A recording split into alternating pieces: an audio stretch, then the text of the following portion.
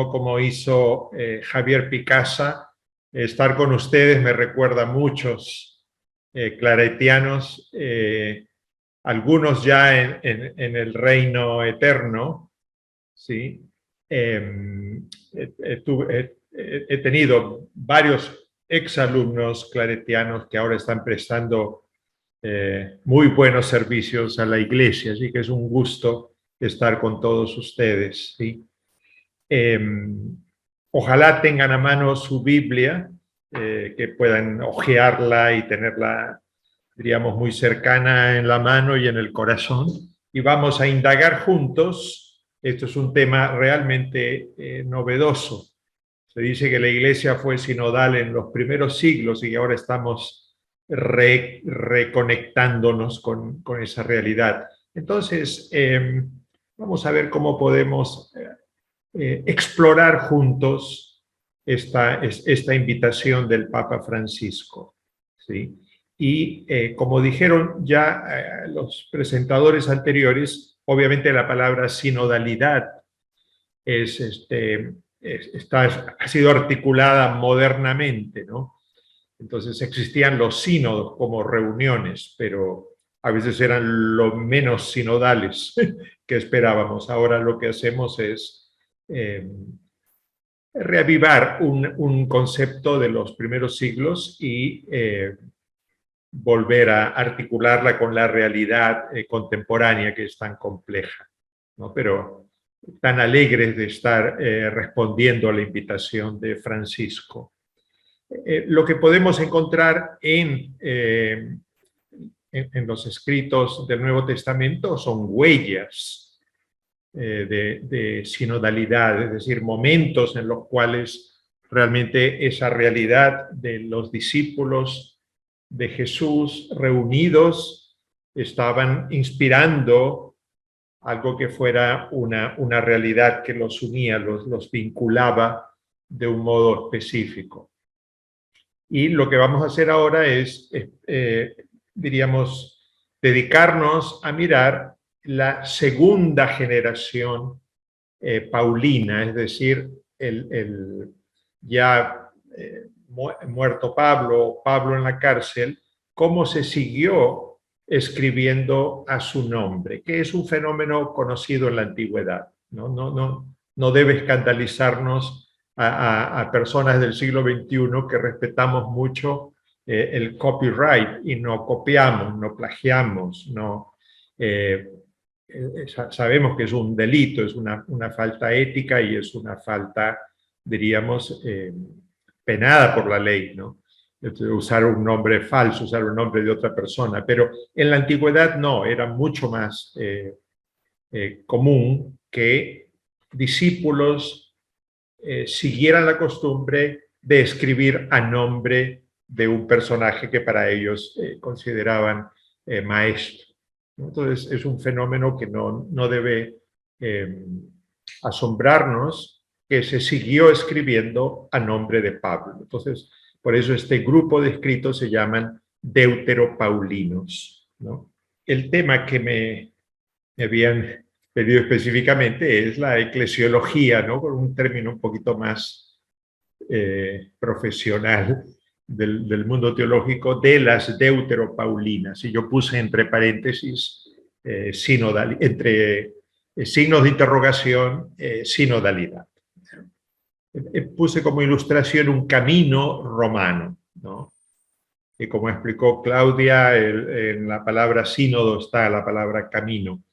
Y es muy interesante porque ustedes saben, un dicho, ¿no? Todos los caminos conducen a Roma, y ahora yo estoy aquí en Roma, y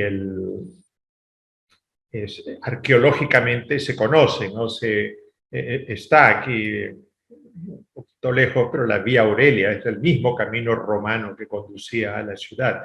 Pero estos caminos fueron recorridos por los evangelizadores del primer siglo ya, y son caminos que ahora se pueden analizar su formación, su construcción, su diseño, ¿no? Entonces ustedes vean cómo son piedras irregulares, pero con cierto orden.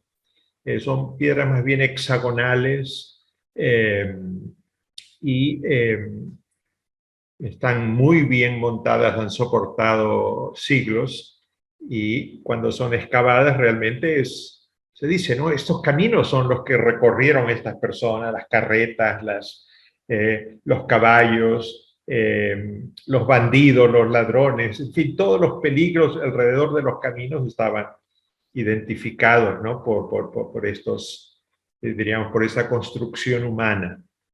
Yo pienso que estos caminos eran el network de la antigüedad. Establecían un network en el cual, por el cual se transitaba y por el cual Pablo y los seguidores posteriores de Pablo siguieron transitando. Entonces, este es el símbolo que voy a presentarles este día, y ojalá que lo exploremos juntos, ¿sí? Ya que el mismo Papa Francisco ha usado el término poliedro para referirse a su visión de la iglesia, ¿no? Entonces nosotros solemos pensar que la iglesia es como una pirámide, un sistema de gobierno, una organización que tiene a las personas en el tope, las personas que tienen más poder, más autoridad y que merecen mayor respeto y mayor reverencia. Y Francisco ha insistido, no, la realidad de los cristianos en comunidades es poliédrica. Él dice, fíjese, estas son revistas de teología que usan esta imagen para justamente ya ir preparándonos para la celebración presinodal y después el sínodo que tendrá lugar en octubre, ¿no? Del próximo año, septiembre-octubre del próximo año. Pero otra vez es bueno tener una imagen. Hay complejidad, hay diversidad, hay distintas posibilidades de observar desde distintos ángulos, y en realidad no se puede decir que algo está encima y algo está debajo. Entonces, esa es la realidad a la cual el Papa Francisco nos quiere animar a que transitemos y que redescubramos, ¿no? El enfoque que yo voy a usar en el mundo de los estudiosos de la Biblia se llama un enfoque a partir de las ciencias sociales. Y la palabra enfoque no debe asustarnos. Son sencillamente anteojos que nos colocamos para ver la realidad en algunos aspectos especiales. ¿Ya? O podríamos también llamar, son como lentes de aumento que nos permiten observar en este caso, los escritos cristianos del primer siglo nos permiten observar con mayor claridad o con mayor nitidez algunos elementos. Y yo creo que las ciencias sociales, es decir, la sociología, la antropología, la historia de la cultura, la historia de las relaciones y vínculos de poder y de control, permiten redescubrir las huellas estas de sinodalidad. Entonces acá lo que tenemos es un papiro del siglo II de la carta a los Corintios, la primera carta a los Corintios. Entonces es uno de los textos más antiguos, posible que sea cerca del año 100, ¿no? Y fue encontrado en Egipto. Entonces, cuando yo digo vamos a estudiar con un enfoque a partir de las ciencias sociales, es como si nos ponemos unos anteojos y esos anteojos nos permiten analizar algunos detalles. Básicamente, cómo funcionaba la sociedad. Es decir, tenemos que darnos cuenta cómo funcionaba la sociedad en general. Después, el surgimiento de estos grupos que vamos a llamar comunidades cristianas, y también las vamos a observar cómo funcionaban, ¿sí? Y de en qué medida eran dependientes del funcionamiento general de la sociedad. también de las relaciones económicas, ¿no? Porque nosotros sabemos que en ese mundo existían también las relaciones económicas, estaban los ricos, estaban las clases sociales, estaban la capacidad de adquirir productos, de adquirir esclavos.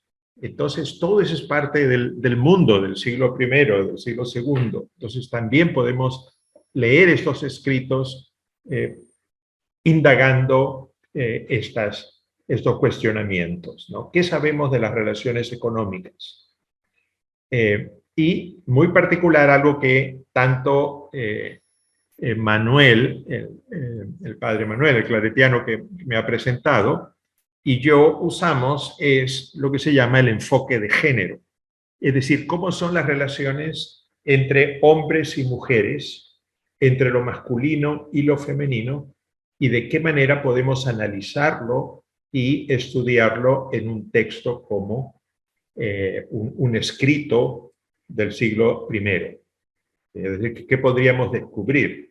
¿Sí? Y Manuel ha escrito un libro excelente justamente sobre las cartas finales deuteropaulinas que se llaman, o tritopaulinas, que se llamarían las cartas pastorales, pero que son las que me han encargado a mí, ¿no? Entonces, en las relaciones de género, es decir, cómo se veía, cómo se construía la imagen de un varón, de un hombre, y qué elementos podemos considerar cuando hay relaciones con otros varones, con niños y con mujeres. Entonces, este punto es, diríamos, otra vez uno de los horizontes que nos permite analizar estos escritos por medio de las ciencias sociales. Vamos a decir algo que es posible que los presentadores anteriores hayan dicho. Casi todos los documentos con los que contamos son los que la Iglesia misma produjo. Es decir, lo que tenemos son escritos cristianos. Entonces, a veces uno supone que lo que está escrito es lo que se vivía. Tenemos que aclarar acá, lo que está escrito es el ideal. ¿Sí? La realidad no necesariamente fue así. Y la misma Iglesia seleccionó por un proceso que se llama establecimiento del canon cristiano. La Iglesia misma seleccionó los escritos que veía que la representaban, que era lo que el ideal, estaban mejor representados el ideal cristiano. Pero también hay escritos contrarios a la Iglesia, que no los tenemos más que citados por gente de la misma Iglesia. Entonces, es posible que dentro de lo que llamamos las cartas deuteropaulinas se puedan escuchar las voces de los oponentes, ¿sí? Entonces, también eso es importante. Pero ya en el siglo II, los que se llama los padres de la Iglesia sí citaban, ¿no? Decían, por ejemplo, hay un tal Porfirio que ha dicho esto y esto y esto de los cristianos, y eso es falso, ¿no? Entonces, al menos podemos saber qué pensaban otros de las comunidades cristianas, ¿sí? Pero ya literalmente citado, no se usaban las comillas para decir, ha dicho esto, pero se decía, ¿no? Porfirio está equivocado porque afirma que, ¿no? Entonces podemos saber incluso los comentarios de fuera de la Iglesia, y ellos veían, en general, lo que citan estos padres de la Iglesia es que había juicios muy difamatorios respecto de la Iglesia, diciendo, bueno, es un grupo de personas que se reúne y creen cuentos de viejas y cuentos propios para entretener a los esclavos, ¿no? Y que ha atraído a muchos esclavos.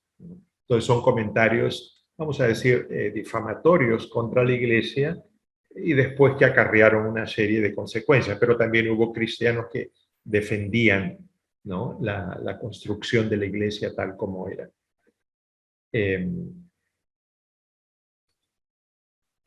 El cristianismo paulino se presta muy bien para el enfoque de las ciencias sociales porque tenemos 7 cartas auténticas. ya que mi predecesora ya introdujo, ¿no? Y también tenemos el libro de los Hechos, y el cual hay que leer con mucho cuidado, ¿no? Porque a veces presenta unos desfases históricos con las mismas cartas, porque el libro de los Hechos probablemente fue escrito por el año 80. En cambio, las 7 cartas auténticas paulinas fueron escritas antes. Y para una reconstrucción histórica debemos tener en cuenta las cartas paulinas, guiándonos por el libro de Hechos, pero no um, afirmando que el libro de los Hechos es totalmente histórico. Eso no, es una narración que tiene grandes visos de lo legendario, lo milagroso, lo extraordinario.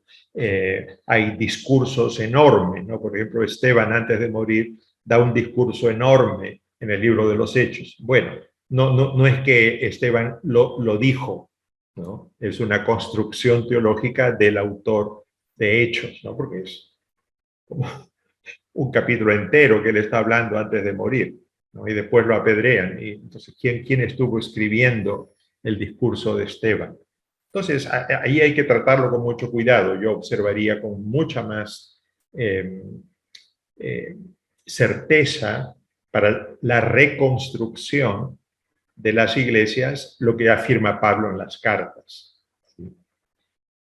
Pero además tenemos, además de las cartas auténticas de Pablo, tenemos 6 cartas que podemos llamar deutero o pseudo-paulinas y que corresponden a mi curso, ¿no? Que las que me ha encargado Manuel, y son las cartas de la segunda generación que estarían entre los años 80 a 100, ya cuando Pablo posiblemente haya muerto, aunque algunos dicen en Colosenses habría todavía tal vez restos de cartas auténticas de Pablo que un discípulo ha acomodado y le ha dado la forma de carta.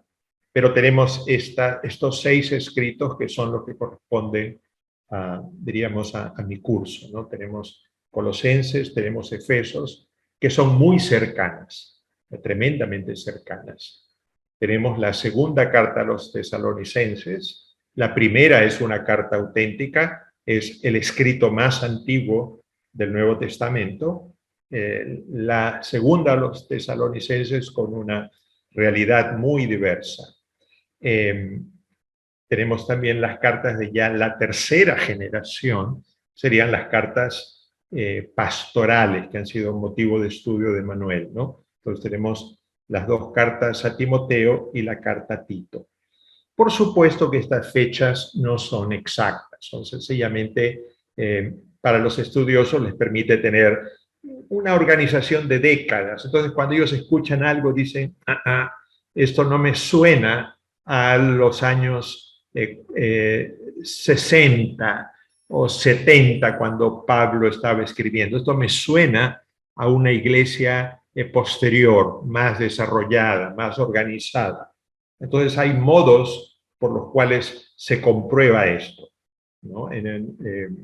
Yo voy a hacer una explicación muy somera, pero después esto es una complicación muy grande. Hay personas que siguen defendiendo, ¿no?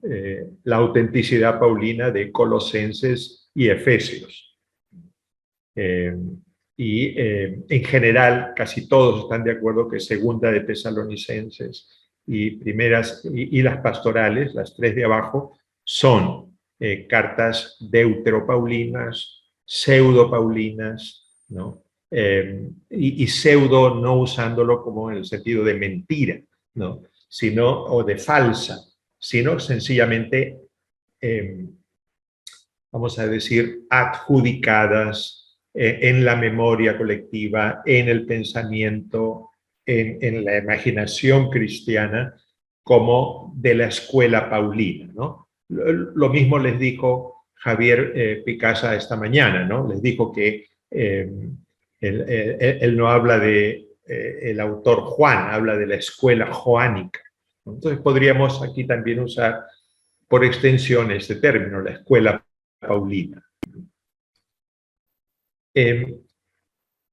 ¿qué pasó entre la época paulina y los años 80? Bueno, yo voy a usar esta autora, fíjense que ya es de bastante tiempo, MacDonald. Ella habla de un proceso de institucionalización. Entonces, entre el paulinismo y el deuteropaulinismo, se logró una institucionalización de la Iglesia. ¿Cómo explica esto? Fue un ajuste entre la experiencia subjetiva, es decir, de la fe, de orar juntos, de vivir juntos, de sentirse identificados con una fe, con una doctrina, y la necesidad de darle una forma objetiva en las estructuras sociales conocidas, ¿sí? Por ejemplo, cuando entre ellos se llamaban hermanos, están usando un término propio de la estructura familiar, ¿sí? De las relaciones de sangre, las están aplicando a la relación que estos cristianos tenían.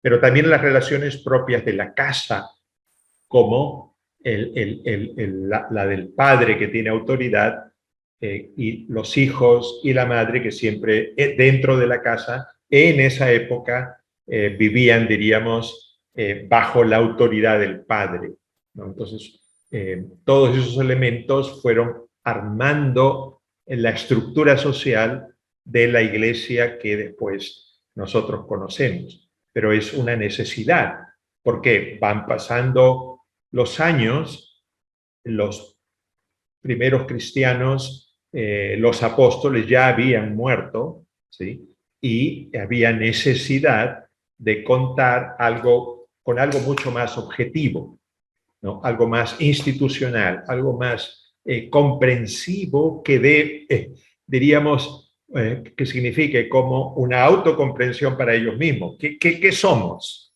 ¿Qué somos en el Imperio Romano? ¿Sí? ¿Qué somos en las ciudades griegas del Imperio Romano? ¿Sí? Esto lo hemos ido descubriendo de a poco. Lo hemos ido descubriendo sinodalmente, ¿no? Haciendo camino. Y este proceso está afectado por también la necesidad de tener líderes, de contar con líderes. ¿Y cómo elegimos a nuestros líderes? ¿Cómo hacemos que los líderes, ¿no?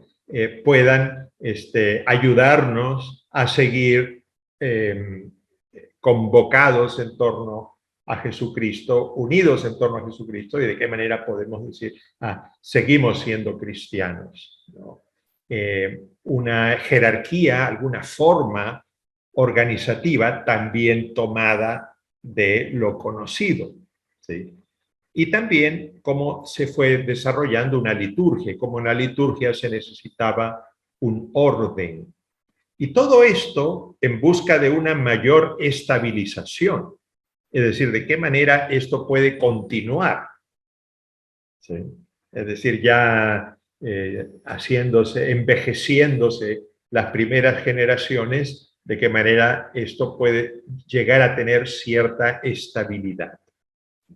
Entonces, lo que podríamos, ahora los estudiosos dicen, Jesús inició un movimiento.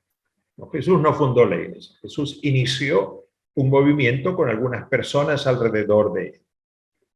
Y después Pablo condujo, diríamos, a una mayor expansión esta buena noticia desde el norte de Palestina, desde Galilea, hacia el Imperio Romano.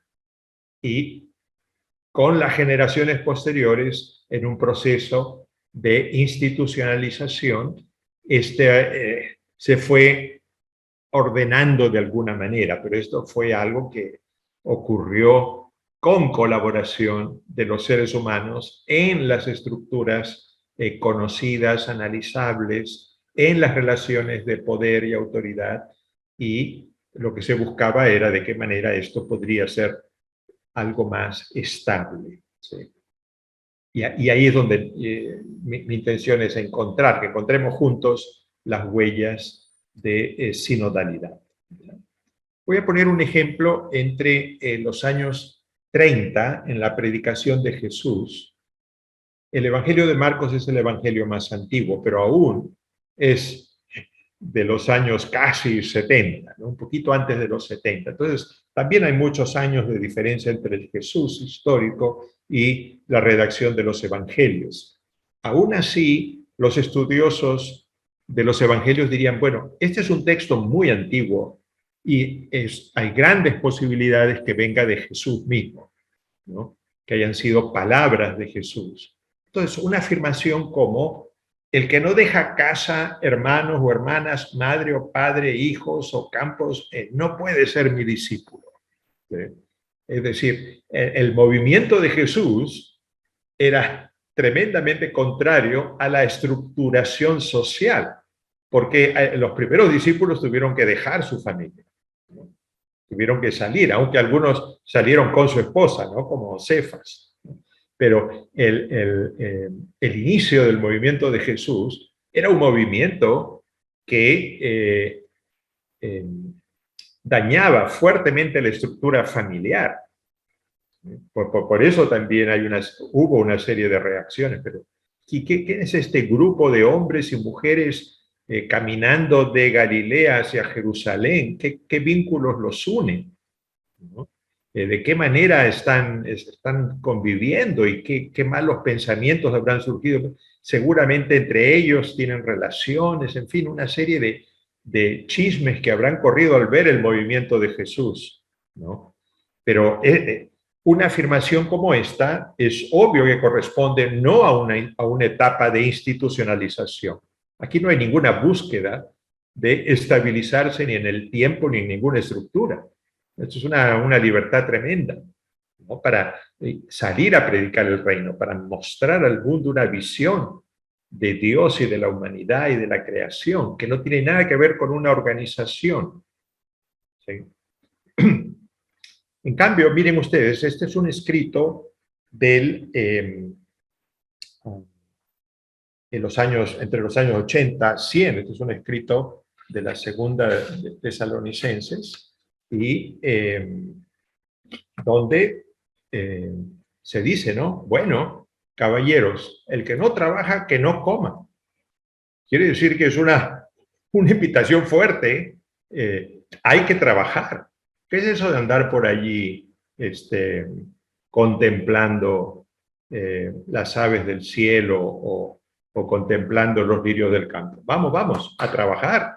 ¿Sí? Y el que no quiera poner su parte en la organización, que no coma. ¿Sí? Es decir, al tercer día va a venir corriendo y se va a poner a trabajar. Pero fíjense ustedes la diferencia que hay entre un mensaje y otro. Y esto no debe asustarnos, ¿no es cierto? Y no es tampoco para denigrar la integridad de la palabra de Dios, sencillamente es así. ¿No? Hay una evolución, y hay una evolución. Por eso, los que piensan que la iglesia no debe cambiar a un modo sinodal y que dicen, no, la iglesia ha sido siempre así, están usando unos anteojos que les impiden mirar por completo o por completo leer la escritura, ¿no? Hay evolución dentro del Nuevo Testamento, hay evolución dentro de los escritos paulinos, hay evolución en el Nuevo Testamento entre distintas visiones de lo que debe ser la vida social, las estructuras sociales. ¿Sí? A ver, ahora yo los desafío a ustedes. ¿Ya? Les puse ahí dos textos, ¿sí? Entonces, obsérvenlos, vamos a leerlos juntos y después ustedes me dicen cuál es primero, históricamente, más cercano a Jesús y el otro más distante y ajustándose más a este proceso de institucionalización, de organización, de búsqueda de liderazgo. ¿Ya? Entonces, el primero dice, cuando hayan pasado los sufrimientos de aquellos días, el sol se oscurecerá y la luna perderá su brillo. Las estrellas caerán del cielo y las fuerzas celestes se estremecerán.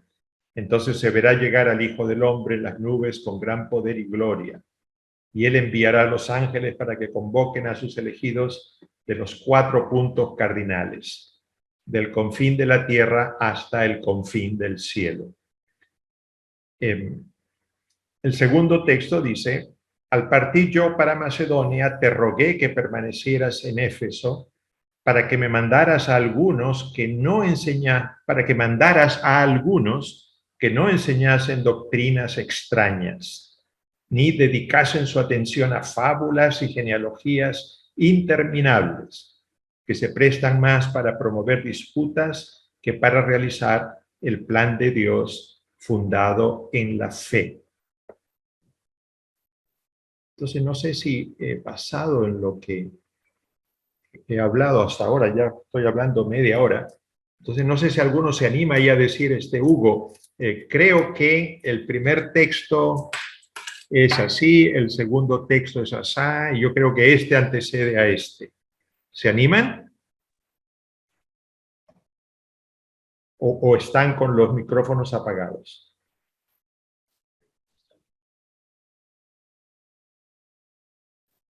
Bueno, sí. Sí, adelante, sí. Bueno, yo digo que el primero es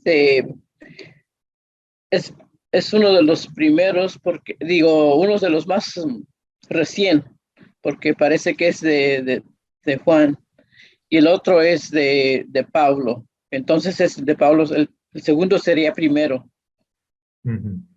Ya. Gracias, Mina. Sí. Gracias por compartir, sí. Y puedo seguir tu razonamiento, sí. ¿Hay alguien que quiera decir algo más? ¿Alguno por allí? Sí, Adelante, sí, Gilberto. sí, el primer texto refleja esta inmediatez de la venida de Cristo, que estaba, pues estaba ahora sí en todo su esplendor, esa sensación de la proximidad que se tenía en Pablo. Entonces esta puede ser de las cartas protopaulinas. Y el otro, que ya tiene más un sentido de organización, de comunidad, sería de las deuteropaulinas. Sí. Gracias. Y gracias, Gilberto. Qué buenas observaciones de Mina y de Gilberto. Sí, esto no es un juego, ¿no?, de adivinanza. Pero Gilberto ha descubierto, ¿no?, en el segundo texto, ¿sí?, ya se habla, vamos a decir, de hay que evitar disputas, ¿no es cierto? No, hay que controlar en cierta manera esta realidad que se vive dentro de las comunidades, ¿no? Y también en el modo como se habla. Gris levantó la mano. Gris, Buenas adelante. tardes. Buenas tardes, También Gris. yo leyendo estos dos textos, lo que me hace sentir que el segundo texto es más reciente es el hecho de que muestra ya un sentido comunitario. O sea, Ajá. ya lo que decía el compañero anterior habla más en el sentido de la organización de la iglesia, de lo que se estaba viviendo, pues en las primeras comunidades cristianas. Por ese sentido, yo pensaría que el segundo texto, pues, es más reciente. Bien, sí. Muy bien, ¿no? Vamos a decir que podríamos palpar detrás una comunidad con sus conflictos, ¿no es cierto? Con sus conflictos, con sus realidades, con sus detalles, y en este sentido también te dije, ¿no?, que mandaras a algunos a que no enseñaran. Hay un procedimiento de control, vamos a llamar así, ¿no? Es como si fuera un sentido de autoridad. Y esto efectivamente es así. Gracias por las observaciones. Luis, ¿puedes mantener tu interés y tu deseo de participar? Y después vamos a seguir haciendo otras preguntas. ¿Sí? Porque Luis Chinchilla está con la mano levantada, pero para ir avanzando, sí. Ya, gracias, Luis. Está muy bien, me siento muy contento del conocimiento que ustedes tienen y que están me están demostrando su capacidad de observación. En este caso, la segunda es de la primera de Timoteo, ¿no es cierto? Donde es muy claro que el autor que aparece con el nombre de Pablo ordena a Timoteo, ¿no? Por favor, dile a estos, ¿no? En Éfeso hay algunos problemas y te dije que estuvieras allí para que pusieras orden. Entonces, en este proceso de jerarquización y organización y de formación de ministerios está mucho más claro, ¿sí? Y por otro lado, el primero es del Evangelio, ¿sí? Es del Evangelio de Marcos, porque junto con el movimiento este que hablamos de Jesús, que era tan de desarraigados, estaba muy viva, estaba muy vivo el interés por lo que iba a suceder. Jesús era consciente que él vivía los últimos momentos de la historia, ¿sí? Y por eso la primera Tesalonicenses es la que está más cercana a esto, ¿sí? Ustedes van a leer con Claudia, en la primera carta de los Tesalonicenses está muy fuerte esta espera de el fin del mundo, ¿sí? Entonces, por eso justamente no hace falta ninguna organización. ¿Para qué organizarse si el mundo se va a terminar? ¿Sí? Que es lo que dice el mensaje a este señor que se le dice el que no trabaja, que no coma, ¿no? Porque no tiene que incomodar a la sociedad, ¿no?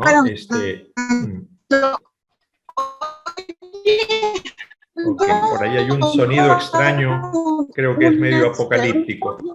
Ya. ¿Qué criterios se determinan para indicar que una carta es paulina y cuáles no son paulinas, ¿no? Entonces, voy a presentar aquí. Hay una conversación acá muy extensa que en los estudiosos lleva mucho tiempo, que es leer el texto en griego y decir, miren acá, estos términos no son de Pablo. Esto no corresponde al vocabulario de Pablo. No corresponde a la forma de construir sintácticamente la oración paulina. Y esto es un estudio muy especializado, ¿no es cierto?, que nosotros no podemos hacer, pero nos basamos en los descubrimientos de otras personas. Entonces, lo que yo diría, aparte de todo lo que es estudio lingüístico, diferencias lingüísticas entre las cartas paulinas y las que se dicen no paulinas, vienen otros elementos que sí podemos descubrir en traducciones, ¿no? Por ejemplo, las paulinas, la insistencia en la cruz, ¿no? Y ustedes van a ver esto de modo casi unívoco en Romanos, en el significado de la cruz, ¿no? Pablo repitiendo en muchos momentos la cruz, ¿no? En griego, stauros, ¿no? La cruz para arriba, la cruz para abajo, ¿no? Y en las no paulinas, imágenes de Cristo más gloriosas, ¿ya? Tremendamente gloriosas, que son ya, tienen una magnitud cósmica. Y entonces, en Colosenses y en Efesios hay dos himnos maravillosos, ¿no? Probablemente tomados de la liturgia, que nos hablan de Cristo, pero como si fuera el que está por encima de todos los poderes imaginables, ¿no? Todos los poderes angélicos, terrestres, postterrestres, eternos. Entonces son imágenes tremendamente gloriosas de Cristo, ante las cuales sencillamente uno debe caer de rodillas. Pero esa es diríamos, de qué manera la imagen de Cristo, cómo fue evolucionando también y de qué manera se fue exaltando. Ya no es lo que se llama el descubrimiento en el hombre Galileo al Dios, ¿no? Sino que es ya el Dios que tremendamente tiene el total poder sobre todo lo creado, ¿sí? La premura por la parusía, que es la que hemos visto en el texto de de los evangelios, pero también ustedes van a verlo en mucho detalle en la primera a los tesalonicenses, y en los otros escritos, menor premura por la parusía, ¿no? Ahora, ¿qué cosa es la parusía? Es un término técnico, discúlpeme, es el regreso de Jesucristo. Entonces, Pablo en la primera de Tesalonicenses dice, miren, estoy esperando que el Señor me lleve, ¿sí? Me lleve, pero así, que me arranque en el fin, en el momento que va a poner fin a la historia, ¿sí? Y él mismo después se va dando cuenta, bueno, van pasando años y años y años y el Señor no llega.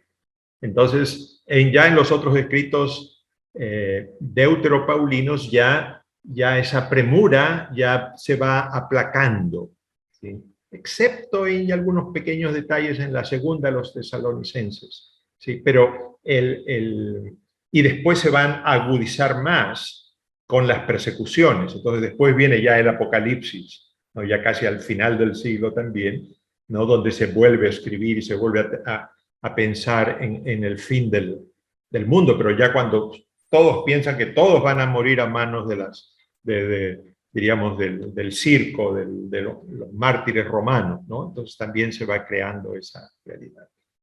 En los escritos paulinos, menor orden eclesial, ¿no? Es decir, hay menor preocupación por el orden eclesial. Y en las deuteropaulinas, mayor organización y mayor disciplina eclesial. Entonces uno va descubriendo esto y va diciendo, bueno, esto es un poquito más tardío. Esto corresponde a otra etapa, a otro momento, ¿sí? Y también no es que vamos a decir, entonces lo más sinodal es lo que está más cercano a Jesús. No, lo más sinodal es de qué manera los cristianos iban, vamos a decir, circulando, ¿sí? Y descubriendo de qué manera se iban a ir, vamos a decir, organizando, cómo se iban a ir logrando un espacio, pero también cómo iban a responder a las necesidades de lo que vivían, ¿sí? De qué manera iban a responder, iban a llegar a más personas, de qué manera iban a comunicar la buena noticia. Entonces, no es que este proceso haya sido malo per se, es un proceso, ¿sí?, que debemos observar y que debemos darnos cuenta, ¿dónde está el ideal de Jesús? El ideal de Jesús para mí está bien claro, ¿no? En el Evangelio de Mateo se dice, ¿no? No llamen a nadie padre, quiere decir el final del patriarcado, ¿sí? Porque ustedes tienen un solo padre, que es Dios en los cielos. En cambio, todos ustedes son hermanos, ¿sí? Y después en las deuteropaulinas vamos a encontrar una respuesta extraordinaria, ¿no? Todos ustedes conforman un cuerpo y Cristo es la cabeza. No hay nadie en la cabeza. Cristo es la cabeza. Entonces, esto es, diríamos, de qué manera podríamos ir poniendo las piezas y recuperando huellas que nos van a servir para vivir con mucha intensidad el proceso sinodal. Solo por curiosidad, yo les digo que se siguió escribiendo a nombre de Pablo, ¿sí? Se siguió glorificando la imagen de Pablo en los siglos II y III.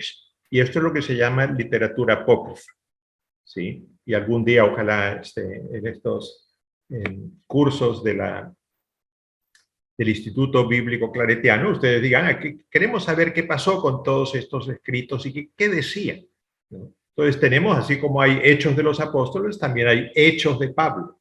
Sencillamente, ¿no? Capítulo tras capítulo contando qué pasó con Pablo en Éfeso, qué pasó con Pablo en Roma, al final cómo muere, ¿sí?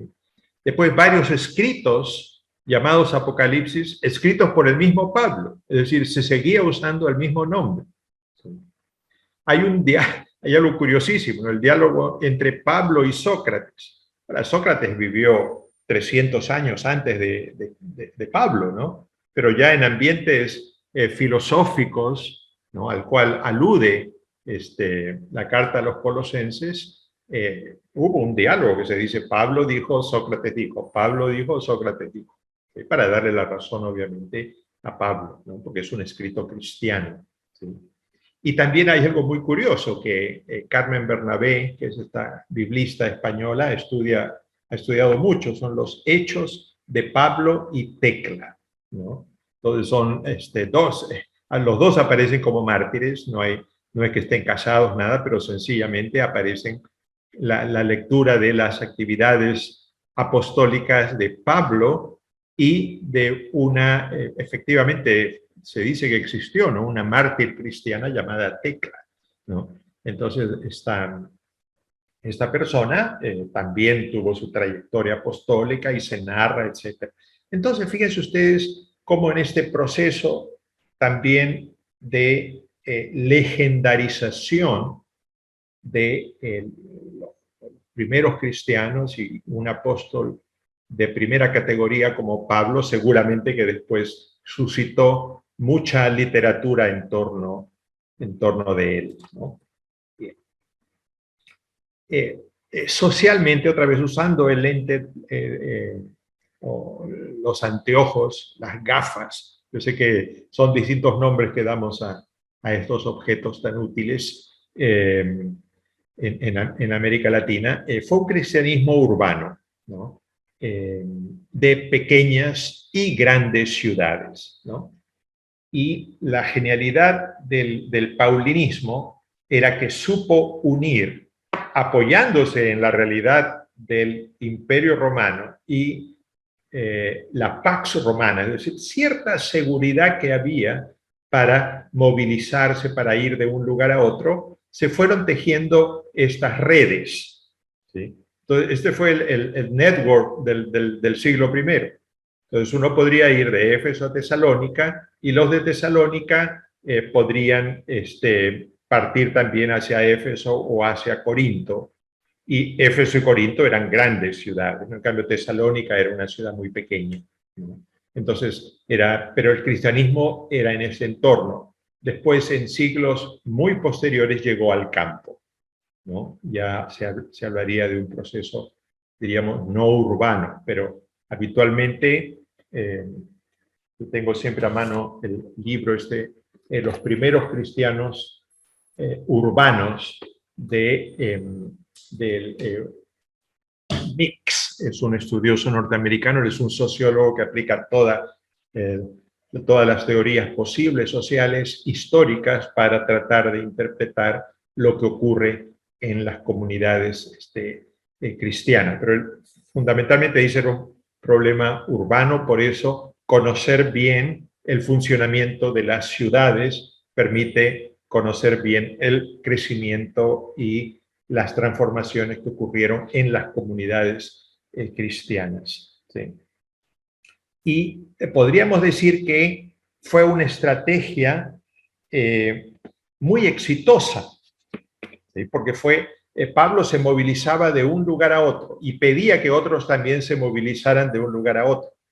Entonces dice, no, entonces ya tenemos 15 personas, 15 cristianos aquí, ándate a otra ciudad, ¿sí? Ándate a otro lugar, ¿sí? Y pueden estar todos vinculados, todos pueden conocerse y había una invitación permanente, ¿no? Vayan, visítense mutuamente. Y si hay algo que podría ser una huella de sinodalidad, es de qué manera se veían unos a otros visitándose, acogiéndose, dándose la bienvenida y reconociendo cómo se iba construyendo esta identidad cristiana. Al final de una carta que va a ser objeto de estudio para nosotros, ojalá desde mañana, pero sí ciertamente el lunes, que será ya compenetrarnos fuertemente con Colosenses. Al final de Colosenses se dice, ¿no? Cuando hayas leído esta carta, hagan también que sea leída en la iglesia de Laodicea. Creo que ahí debe ser en plural. Cuando hayan leído esta carta, hagan también que sea leída en la iglesia de Laodicea. Y la que recibieron de ella, léanla también ustedes. Es decir, fíjense, es como si un mensajero ha venido con dos cartas, ¿sí? Ha dejado una carta en Colosas, ha dejado una carta en la Odisea, ¿no? Y después les pide, por favor, se la intercambian, ¿no? Así como nosotros intercambiamos mensajes, ¿no? Seguramente entre todo este grupo claretiano y amigos, se dice, mira, qué bonito, he encontrado esta reflexión. Entonces te la mando, entonces, y el otro también le manda otra, ¿no? Pero fíjense ustedes, estamos hablando del siglo I, estamos hablando que los materiales de escritura eran costosos, ¿sí? Y que una carta, tal como conocemos, seguramente hubiera ocupado 10 o 12 folios de papiro, que era un material muy frágil. Después se pusieron en pergamino, ya en el siglo III. Pero la literatura cristiana circuló, ¿no? Pues en un esfuerzo de escribir con mucho cuidado, usando tinta, imagínense ustedes, era tinta de calamar, ¿no? Era tinta de origen marino. Entonces había que tener una buena caligrafía, había que tener un arte especial para escribir y para enviar, ¿no? Y seguramente de toda esa correspondencia cristiana, paulina o no paulina, seguramente muchas se extravió porque el material es sencillamente muy frágil. No es papiro, es algo vegetal, ¿no? Entonces se puede descomponer, si se moja y se honguea y chao, ¿no? Entonces era una cosa muy frágil, pero fíjense ustedes también cómo los cristianos tenían este interés de pasarse los escritos. Entonces, sobre los caminos romanos, una net humana, ¿sí? Muy interesada unos de otros, ¿no? Muy comprensible a través de los largos saludos que se daban y de qué manera ellos se iban llamando y de qué manera ellos iban encontrando una identidad, ¿no? Muy importante para los estudios sociales es reconocer que esta sociedad del siglo I tenía una organización basada en lo que se llama el patronazgo, es decir, una relación que no era recíproca, sino que era asimétrica, y en la cual los estudiosos de sociología dicen hay un patrón y hay un cliente.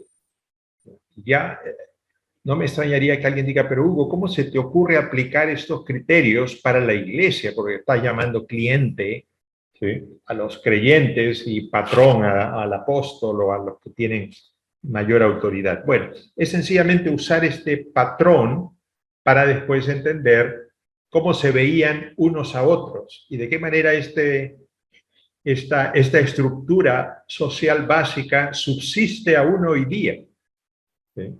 Y algunos piensan que en la iglesia unos tienen una gran autoridad y que otros están llamados a obedecer. Entonces, a responder, porque se sienten protegidos por otros, ¿sí? Entonces, no es que esa autoridad la impongan, sino que a veces diríamos, los que están en una situación más insegura, permiten que ocurra esto, ¿no? Es decir, le dan la autoridad al otro. Pero voy a hacer este ejemplo. El patrón por excelencia de esta época era el emperador romano. Era el emperador que vivía en Roma, acá a unas cuadras de donde yo vivo, ¿no? Donde está el foro. Y después eso se reproducía en los gobernadores de ciudades, en los gobernadores de 10 ciudades, ¿sí? Se reproducía en el ejército, se reproducía en el sistema religioso también, porque había también sumos sacerdotes, no había personas con autoridad, pero vamos a llamarlos solamente de una manera inicial el patrón, ¿sí? Entonces el patrón cuenta con un estatus, ¿sí?, que viene dado por su poder económico, su poder político, su poder religioso, por el prestigio, es decir, esa persona está a cargo, lo hace bien, ¿sí?, brinda seguridad, ¿sí?, establece él en su propia persona una estructura que debe preservarse y mantenerse. Tiene el honor, por eso algunos se llamaban honorables, ¿sí?, y a los que están a su lado y los que lo obedecen reciben algo de ese honor, se benefician de ese honor, ¿sí? En formas de influencia práctica, ¿no? Por ejemplo, tener algunas personas con las cuales uno podría encargarle, ¿no?, ciertas tareas, ¿no? Es decir, esa influencia de un modo práctico. Entonces anda y organiza esto de esta manera, ¿sí? Y si te preguntan quién te envía, tú di que te envía el emperador de Roma, ¿no? O una persona en el séquito del emperador. Son los que tienen el control, son los que tienen el poder, ¿sí? Y exigen lealtad política, ¿no? Es decir, deben responder lealmente a los principios que social, políticamente estamos estableciendo. Todo esto se basaba, es como decir, toda esta riqueza social provocaba la influencia necesaria y los clientes, los supeditados, los subordinados, ¿sí?, obtenían de esta relación seguridad. Podían vivir en ciudades, podían vivir dentro de organizaciones sociales, podían recibir préstamos, así que vamos a ver más adelante en un texto, adquirían el derecho a ocupar un lugar y a veces una identidad, ¿no?, como ser ciudadanos romanos. Y cuando se dice en las cartas paulinas y pospaulinas se usa mucho este elemento, se dice, ustedes son ciudadanos del reino, pero no son ciudadanos solo del reino del imperial romano, son ciudadanos de un reino infinito, de un reino mayor que supera toda la realidad. Bueno, está usando esta relación para hacer comprender un mensaje distinto, ¿sí? También en esta relación se puede obtener un trabajo, ¿no? Puede haber acceso a distintos recursos, ¿no? Por ejemplo, semillas, por ejemplo, posibilidad de trabajar, de cambiar dinero, de hacer negocios, ¿ya? Pero vamos a llamar que los estudios sociales dicen, este sistema de patronazgo fue la plantilla, fue el modelo sobre el cual después, en este proceso de mayor organización en la Iglesia, se fue logrando hacia el siglo I también una forma de patronazgo dentro de la Iglesia. Ahora les voy a citar un texto de un autor judío que se llama Flavio Josefo.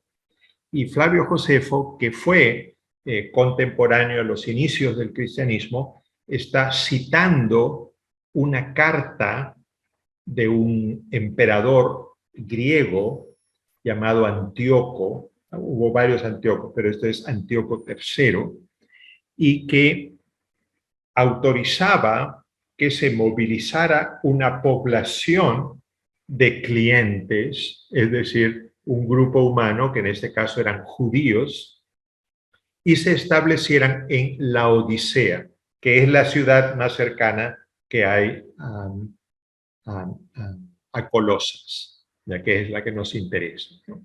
Entonces, lo que dice este emperador Antíoco, citado con casi contextualidad de parte de Flavio Josefo, en su libro Antigüedades Judías, ¿no?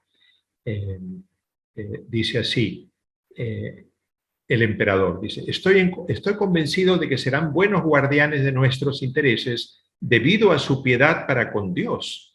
Es decir, los judíos son muy piadosos, ¿sí? Y sé que mis antepasados experimentaron su fidelidad. Quiero que se les traslade con la promesa de dejarlos vivir con sus propias leyes. Entonces, en el sistema de patronazgo, el patrón les asegura libertad religiosa, porque las leyes judías son leyes religiosas, ¿no? les darás un sitio para construir sus casas, un campo para labrar y plantar viñas, y los dejarás 10 años sin pagar impuestos sobre los productos de la tierra. Entonces es un beneficio. Los judíos van a tener este beneficio, pero tienen que ser leales. ¿Sí? Tienen que ser leales ¿a qué? A la estructura imperial. En este caso es anterior a Roma. Antíoco era un gobernante griego, ¿sí? De los últimos, ¿no?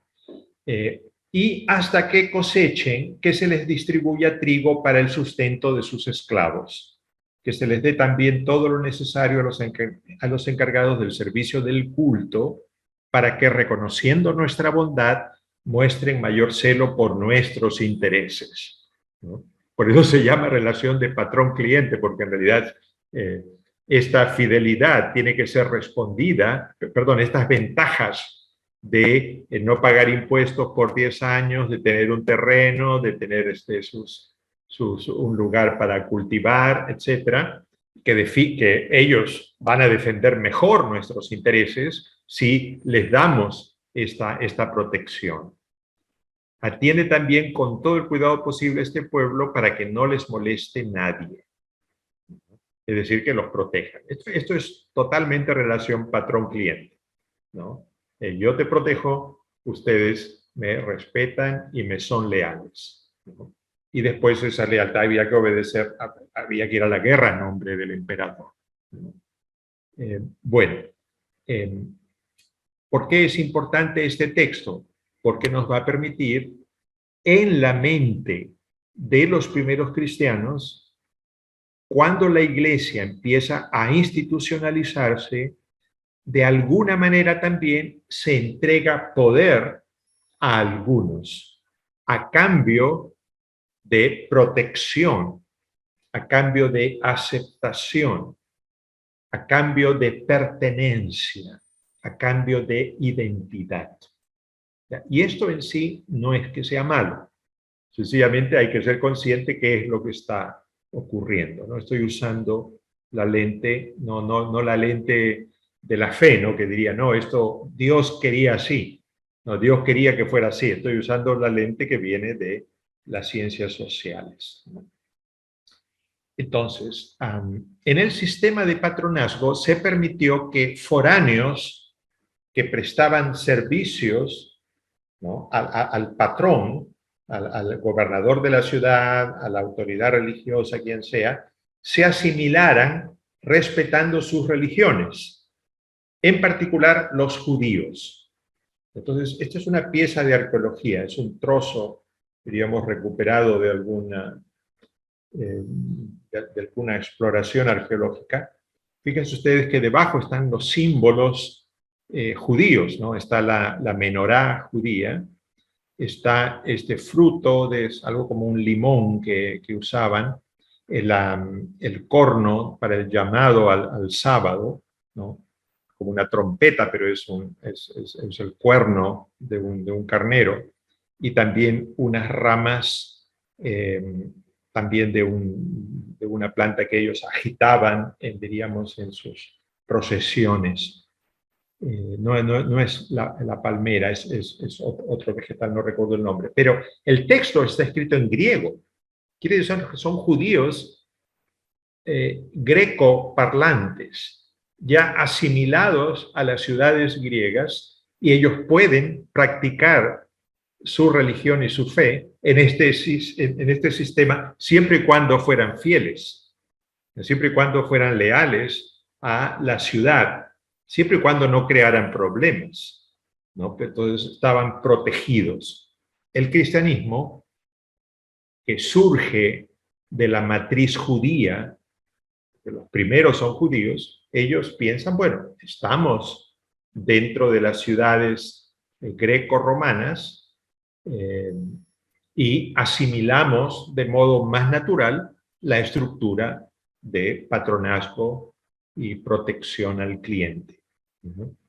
Entonces, como soy totalmente consciente que al usar este término algunos pueden caer de su silla, ¿no? Pero es lo que los sociólogos usan, ¿no? Sencillamente estoy usando un término foráneo y no es un término de fe. Nosotros diríamos, no, que son los creyentes creando una estructura o recreando o continuando, guiándose por el movimiento paulino. ¿Sí?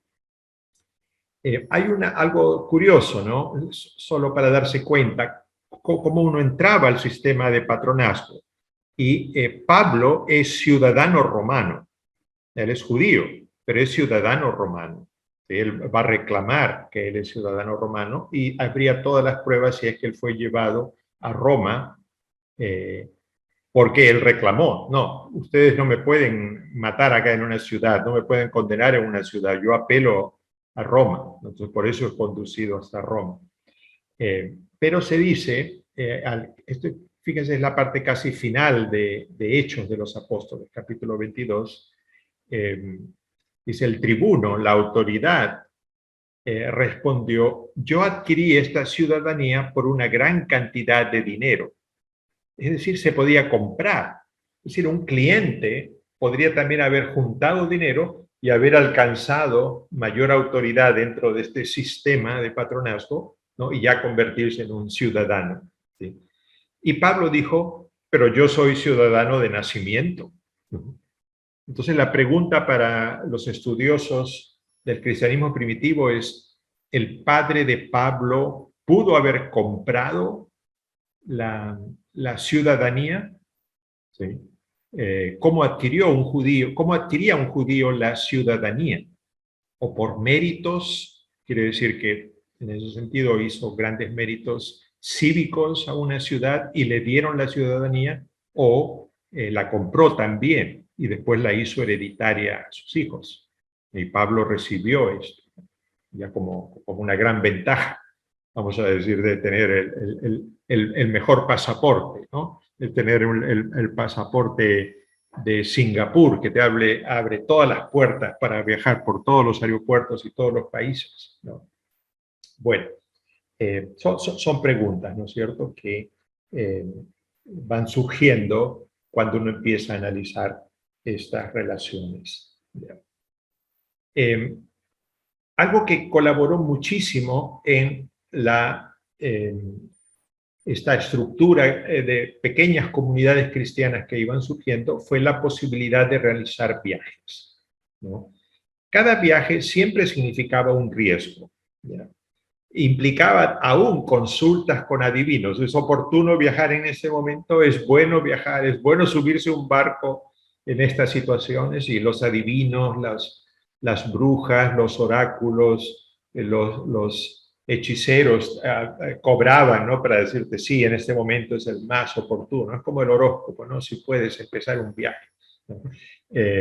Entonces eran posibles, aunque peligrosos, y siguieron siendo peligrosos hasta el siglo XIX, ¿no?, en que ya se inventaron ya los barcos de metal, pero todos los barcos anteriores eran barcos de madera que iban haciendo un ruido espantoso cuando las maderas se movían. Entonces, se imaginan, era algo bastante aventurado, ¿no? Según un cálculo literal de los viajes de Pablo, diríamos guiándose, ¿no? En Hechos se dice, él fue de aquí a aquí, después fue de aquí a aquí, después fue a Malta y termina en Malta en un naufragio, ¿no? Entonces tuvo que haber cruzado el Mediterráneo de aquí a aquí. Es un cálculo típico del cristianismo protestante, ¿no?, que le gusta ser totalmente fiable lo histórico del Nuevo Testamento. Entonces dicen, literalmente Pablo recorrió 16.000 kilómetros. ¿Ya? Esto lo encontré en un libro en millas, así que lo traduje a kilómetros. Entonces, solo porque acá tenemos una audiencia continental de Chicago hasta la Patagonia, creo, de New York a Buenos Aires hay 8.800 kilómetros. Entonces, lo que Pablo recorrió, o lo que se dejaría entender en las cartas de Pablo que recorrió, serían un viaje de ida y vuelta de New York a Buenos Aires y de Buenos Aires a New York, más o menos, ¿no? Pero fíjense lo que él mismo dice en 2 Corintios. Dice, con frecuencia en viajes, en peligros de ríos, peligros de salteadores, peligros de mis compatriotas, peligros de los gentiles, peligros en la ciudad, peligros en el desierto, peligros en el mar, peligros entre falsos hermanos. Esto es está bien escrito, ¿no? Literariamente está bien escrito, pero se dice el Pablo I ya también sabía algo de retórica, ¿no? Para poder acumular expresiones de esta manera. Eso también le ayudó mucho al éxito de la correspondencia paulina. Pero la posibilidad de viajar, y en las cartas deuteropaulinas es donde con más énfasis se va a hacer en estos viajes. Y se va a decir, yo le encargué a él que fuera allá, el otro vino para acá, el otro regresó de Éfeso, fue hacia la Odisea, de la Odisea después se retiraron y fueron en 2, tal vez, viajes acompañados, ¿no? Pero el sistema que ya se había desarrollado permitía una forma de hospitalidad. Entonces hay muchos consejos de que cuando vengan, por favor, que no le falte nada, ¿no? Que tengan todo. Entonces también siempre hay como una preocupación muy humana, que yo creo que también es una huella de sinodalidad, cómo nos acogemos unos a otros, ¿no?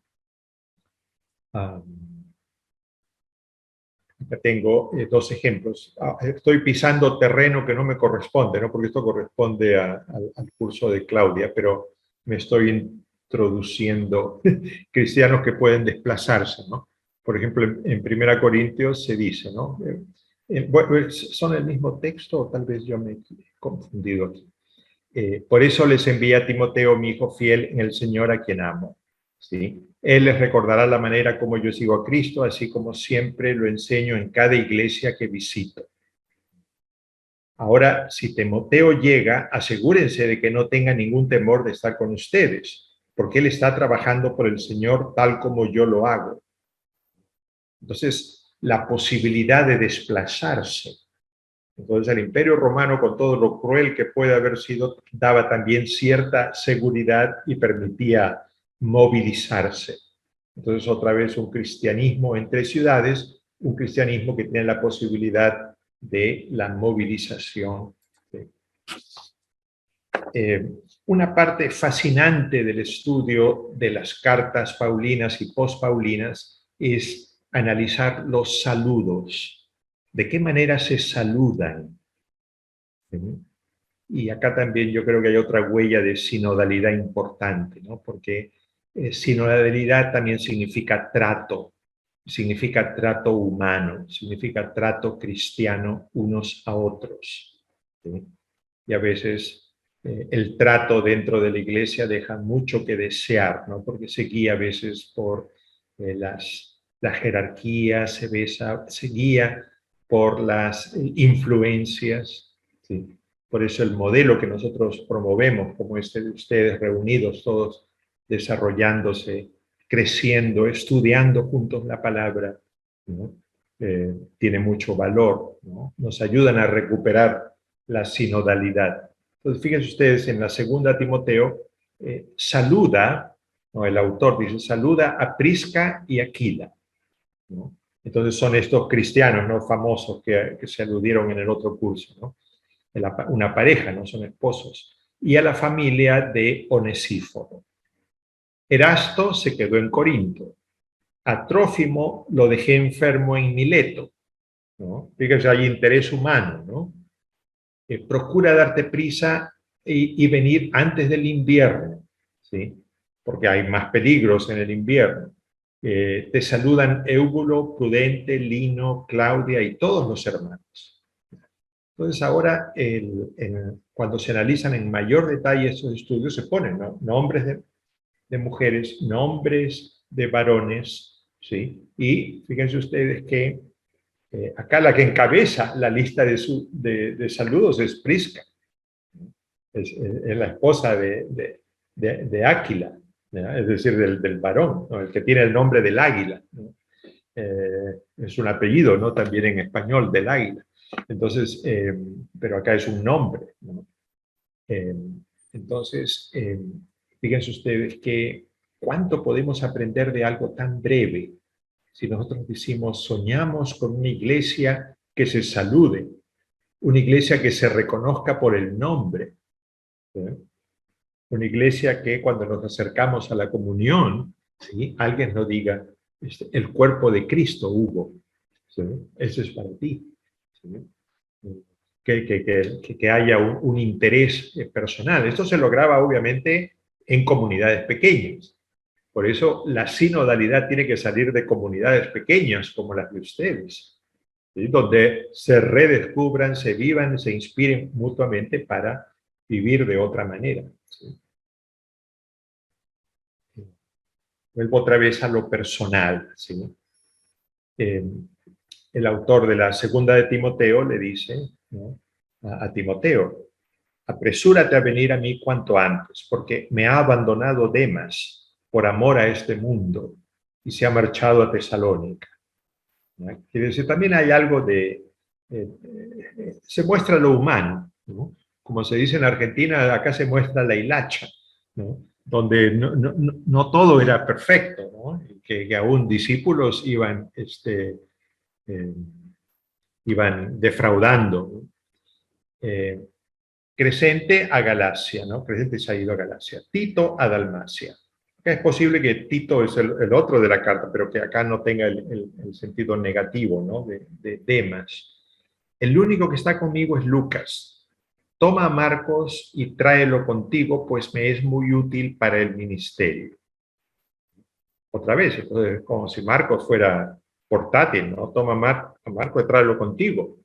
Y sí es muy útil para el ministerio. Y cuando usamos la palabra ministerio acá siempre es servicio, ¿no?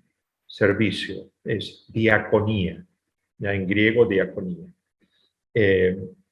A Tíquico lo he mandado a Éfeso. Otra vez, sistema, el network. Cuando vengas, tráeme el capote. A veces se traduce esto como el abrigo, pero no era un abrigo como así con mangas, ¿no?, sino también era como una capa, ¿no?, un capote que me dejé en Tróade, en casa de Carpo, y los libros, en especial los pergaminos, ¿no? Seguramente tenía su Torá o tenía algún libro, no serían los evangelios, serían algo que... a lo mejor algo de la piedad judía o algo de filosofía, de lo cual también Pablo sabía, ¿no? Alejandro el Herrero me ha hecho mucho mal. Acá también hay como chismes o como murmuraciones respecto de algunos. Yo diría que acá se notan las luces y las sombras, ¿no? Pero está lo personal, ¿no? Está lo que significa el sufrimiento, la mortificación, el vivir en este planeta, ¿no? Ni más ni menos, ¿no? Ni más ni menos, para eso estamos. Podríamos identificar algunas categorías sociales de las iglesias paulinas de segunda generación, y ahora tengo un texto acá de Éfesos, que es una deuteropaulina, y tengo un texto de una de Timoteo, ¿ya? Entonces lo vamos a leer, y ahora sí, Luis Chinchilla, por favor, estate atento para que puedas ahora ayudarnos, ¿ya? Se dice, por ejemplo, en Efesios, el que robaba que ya no robe, que trabaje con sus manos haciendo algo útil para que pueda socorrer así al que lo necesite. En la primera de Timoteo se dice, a los ricos de este mundo recomiéndales que no sean altaneros ni pongan su esperanza en lo inseguro de las riquezas, sino en Dios, que nos provee espléndidamente de todo para que lo disfrutemos. Que practiquen el bien, que se enriquezcan con bellas obras, que den con generosidad y con liberalidad, ¿no? De esta forma irán atesorando para el futuro un excelente fondo con el que podrán adquirir la vida verdadera, ¿no? Vocabulario comercial. Si ustedes leen este texto, ¿sí?, entonces les pido por favor otra vez que si pueden participar, y a Luis lo pospuse para este momento. ¿Qué cosa encontraríamos? ¿Qué descubriendo categorías sociales en Éfeso y en Primera de Timoteo? ¿Qué cosa podríamos descubrir de estas comunidades? Pues me parece que varias situaciones de injusticia, puesto que habla de robo, de personas, me imagino que con avaricia, ¿no? De bienes, de adquisición de bienes. En resumen, me parece que es una situación de injusticia. Bien, sí. ¿Quién está hablando? Porque no puedo ver aquí. Mi nombre es Dolores. Ok, Dolores, ya me di cuenta. Sí, gracias, Dolores. Vi Lolis, pero no podía ver tu nombre. Sí, gracias, Lolis. Sí, efectivamente, ¿no? Lo que se nota aquí es claramente, ¿no? Que hubo alguien que de mano larga que se alzó con algo, ¿no? El que robaba, que ya no robe. Es una recomendación muy específica. Y por otro lado, alguien podría decir, bueno, robaba antes de ser cristiano, pero ahora que no siga robando, ¿no? Es decir, si el cristianismo ha significado una muerte al pecado, ahora ya que deje de robar. Pero otra vez podemos observar esto. Dentro de la organización social había un mano larga, ¿no? Que no debe extrañarnos para nada, ¿no? Si el Papa Francisco ha tenido que sacar a algunos que estaban metiendo la mano, ¿no? Con propiedades del Vaticano, entonces no hay que extrañarnos que en esa época también ocurría esto, ¿no? Adelante, Luis, ahora sí es tu posibilidad. Sí. Bueno, muchas gracias. Veo que aquí hay una relación con lo que está ocurriendo actualmente en nuestra sociedad, ¿no?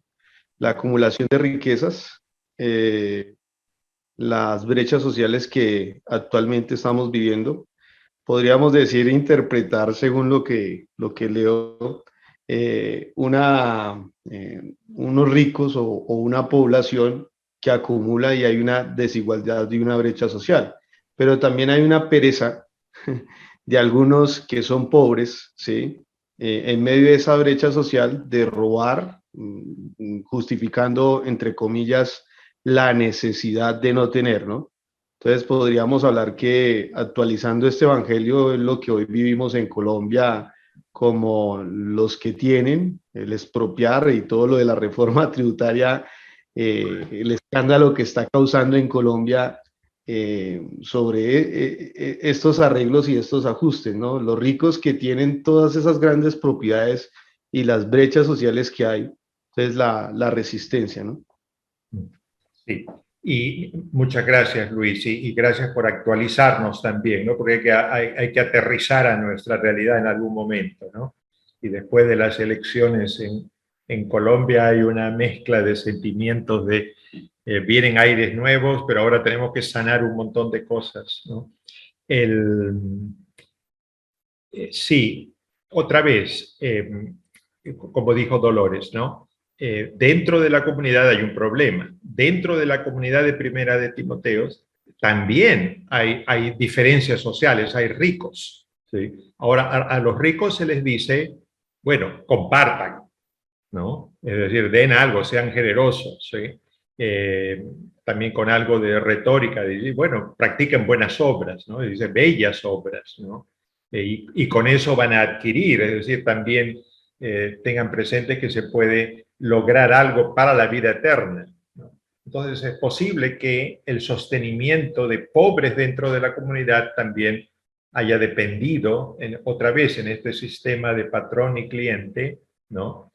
También se les pide, bueno, hay que apelar a los ricos para que aflojen las bolsas de dinero, ¿sí? Y que puedan ayudar en el sostenimiento de los pobres. En las cartas paulinas auténticas vamos a ver algo extraordinario, que es la gran colecta que hicieron los de Corinto para una hambruna que hubo, ¿no? Pero eso también fue una reacción muy positiva de los primeros cristianos, de sostenerse unos a otros, ¿no? Pero es obvio que si indagamos esto, podríamos decir, hay una realidad dentro de la comunidad de gran diferencia social entre ricos y pobres, ¿sí? El escrito cristiano por excelencia para esto es la Carta a Santiago, que no está incluida en este curso, ¿no? Pero ahí es donde se aprecia muy bien esto. Pero podríamos decir, en estas comunidades de segunda generación hay alguna forma de desintegración moral, por este caso de robo, y hay una división social entre ricos y pobres y se dirige hacia los ricos, ¿no? Se apela a los ricos para que aflojen la bolsa de dinero, ¿sí? Y con instrumentos propios de la retórica se les dice, ¿no? Practiquen bellas obras, ¿sí? Y gánense de alguna manera el cielo, ¿sí? Todo esto después hay que actualizarlo, ¿no? Todo esto hay que actualizarlo y darle un lenguaje, diríamos, más ajustado, ¿sí? Hoy día yo me había regalado la introducción, me había dicho, no, hoy día nos dedicamos a la introducción, así que estoy en el último punto de la introducción, por favor, poquito de paciencia. Dos temas candentes del cristianismo, paulino y deuteropaulino, están bien definidos, están en todas las cartas, están presentes en todas las cartas, son ubicuos, ¿no? Los cristianos debemos continuar con prácticas judías. Entonces, este fue el primer tema que había que abordar sinodalmente. Es decir, ¿qué hacemos? El cristianismo empieza como un movimiento judío, empieza como una secta judía. La mayoría son judíos desde el inicio, ¿sí? Los cristianos deben continuar practicando las dietas, quiere decir, no comen cerdo, se laven las manos, hagan una serie de rituales en torno a la alimentación. Deben practicar el calendario, es decir, celebrar las Pascuas, celebrar las fechas apropiadas del calendario judío, y lo que corresponde a los varones, y acá viene el enfoque de género, ¿no? Los judíos llevan en su propia carne un signo físico de que son judíos, ¿no? Que es la circuncisión. Ese fue el gran tema. Había que circuncidarse. Entonces, ¿qué ocurre en el cuerpo de un varón cuando le dicen vamos a cortar una parte, vamos a cortar tu prepucio, ¿no? Entonces, fíjense ustedes lo que significaba esto, ¿sí? Y por otro lado, la demora de la parusía, ¿no? Usando este término técnico, que ya creo que podemos usarlo entre nosotros, ¿no? ¿Por qué se demora en venir el Señor? ¿Sí? Y si el Señor se demora en su regreso triunfal, entonces hay que organizarnos, porque esto va para largo, hay que trabajar y hay que ajustarnos a una vida social apropiada, ¿sí? Nada de que abandona a tu esposa, a tus hijos y te vas, ¿no? Por el mundo, ¿no? En búsqueda del reino, ¿no? Entonces, estos eran los dos temas candentes. En todas las cartas van a estar presentes y en todas las generaciones van a estar presentes hasta a la carta de Tito, ¿sí? Es decir, va a seguir el tema, van a seguir estos dos temas. Reflexionando un poquito el tema de la circuncisión, es un asunto de identidad.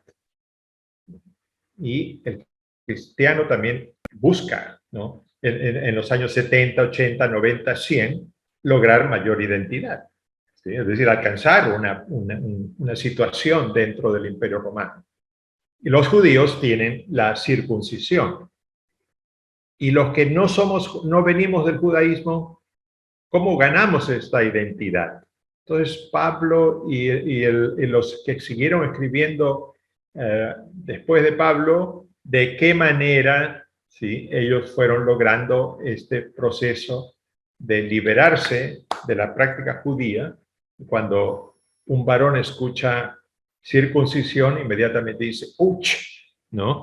¡Ay, ay, ay! ¿Cómo me van a cortar un pedazo de mi propio cuerpo, ¿no? Y después en el mismo judaísmo ha sido una tremenda, sobre todo el judaísmo moderno contemporáneo, hay opositores a la circuncisión, ¿no? Diciendo que es una forma castrante, ¿no? Y que es, después en cierta manera, quita placer sexual, un montón de temas de identidad y masculinidad. Pero este tema está omnipresente en la literatura paulina y en la deuteropaulina. Y el retardo de la parucía, acá sencillamente yo lo explico de este modo. En la época de Cristo, acá en la ilustración a la izquierda, Jesús le dice al joven rico, mira, si quieres seguirme, vende todo lo que tengas, dáselo a los pobres y ven y sígueme. Bien franco, bien directo, bien difícil, ¿no? Y ya avanzando en las otras décadas, una creciente organización y la familia romana, ya se acepta lo que sería la familia como tal, ¿no? Es decir, la familia ya está organizada, ¿no? Yo les voy a dejar una tarea por si acaso, ¿ya? Yo,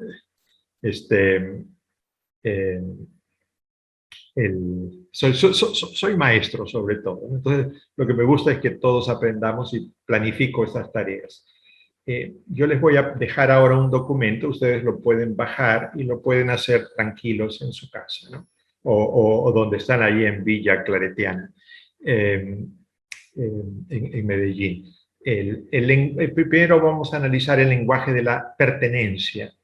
Yo les pido, les pongo unos 6, 7 textos y ustedes marquen con círculos o subrayando cómo se nombra a los miembros de la comunidad. Entonces, ustedes digan, ¿qué sustantivos están usando? ¿Qué adjetivos están usando? ¿Qué participios y otras formas verbales se usan para dar identidad? Decir que pertenecemos a esta comunidad. Entonces, les pongo aquí el primer ejemplo, ¿no? En 1 Colosenses, en el saludo, ¿no? Pablo dice, Pablo, apóstol de Cristo Jesús, por voluntad de Dios, y Timoteo, el hermano, a los santos de Colosas, hermanos fieles en Cristo. Esto nos permite cómo se llamaban ellos unos a otros, cómo se reconocían unos a otros, ¿no? Después de hacer este ejercicio, uno queda asombrado. Esta es la iglesia sinodal. Entonces, lo que yo hice acá fue subrayar, ¿no? Pablo se autodenomina apóstol de Cristo Jesús. Timoteo, el hermano, por antonomasia, es decir, las relaciones esenciales, que son hermanos. Timoteo y Pablo son hermanos. Timoteo no es apóstol, ¿sí? Pero es hermano de Pablo y es hermano de todos los que escuchan la carta, ¿sí? Y los que escuchan la carta son los santos, ¿sí?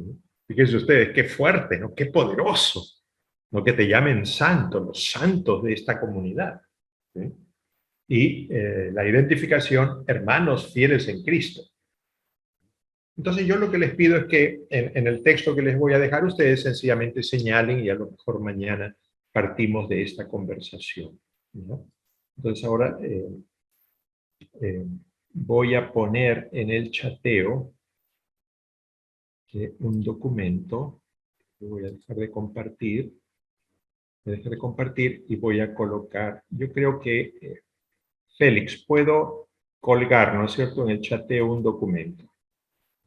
Sí, sí puede. Bien. Entonces ahora vamos a ir.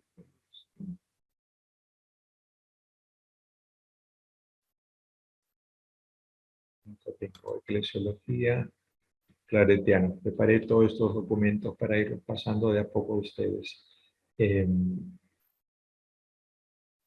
Hay uno que se llama ejercicios. ¿Ya? Bueno, Ejercicio. hermano Hugo, te damos las gracias por habernos introducido a este mundo de las deuteropaulinas. Sí, gracias a todas las personas que han participado. Sí. ¿Nos vas a mandar el texto que estás buscando para la tarea? Sí, sí, sí. Okay. O te lo envío a ti y tú se lo pasas. Bueno, yo se los pasaré a los que así se los enviamos nosotros o como ya, quiera. Sí, no, así es más fácil porque yo tengo algunas limitaciones aquí tecnológicas, entonces más fácil que se lo pasen desde la misma organización a todos los que están participando, y también les paso un artículo que escribí modestamente sobre sinodalidad. Entonces está más o menos lo que yo pienso que debería ser el camino sinodal, ¿ya? Entonces, con mucho gusto, ¿ya? Es un artículo muy bueno. Yo por ahí lo leí. Alguien me lo envió. Así que les va a gustar mucho. Bueno, recuerden a las personas que estén interesadas en la certificación que hace Uniclaretiana, que se inscriban, que se pongan ahí su nombre, y el proceso para esta registración de esa certificación son $15. Dejamos esta tarea, se los mandamos por allí. Félix, les mandas por favor a las personas a sus correos. Creo que todo el mundo se ha registrado, y a las personas de aquí, yo se los mando por el grupo de WhatsApp. Hermano Hugo, gracias. Yo sé que para usted ya es la madrugada. Por favor, descanse. Gracias por estar todavía muy lúcido, y nos vemos el día de mañana. Gracias. Cuídense. Sí, cuídense. Nos vemos mañana. Que siga bien el curso.